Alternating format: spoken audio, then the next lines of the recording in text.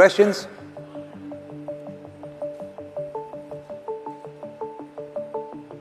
Elon, Seneca once said, every genius has a touch of madness. I thought you'd like that quote.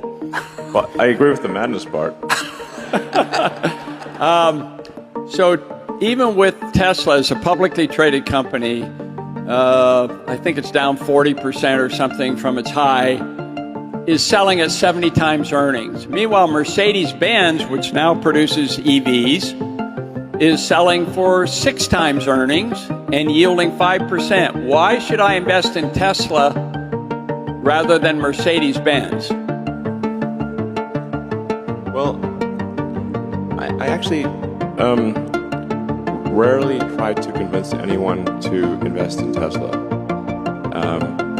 And many times I've recommended people don't invest in Tesla, and I've said our stock is too high, but then people just ignore me, keep buying the stock for some reason. But if I think at a very high level, I'd say that autonomy is an insanely fundamental breakthrough, and no one is even close to Tesla for solving generalized autonomy or generalized self-driving vehicles. No one's even close.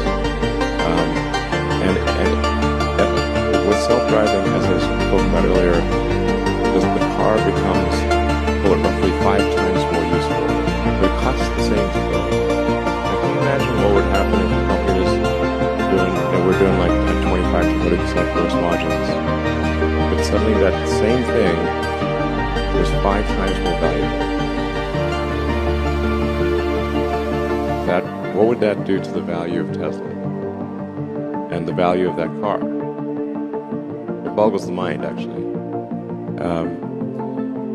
So, if you think of net present value of future cash flows, if you actually do the math on that, it's insane.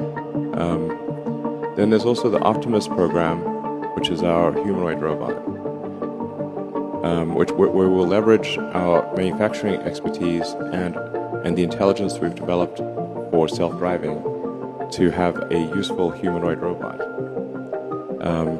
Now, the economy is fundamentally GDP per capita times capita. If you no longer have a constraint on capita because of a useful humanoid robot, it is not clear that there is any limit to the size of the economy.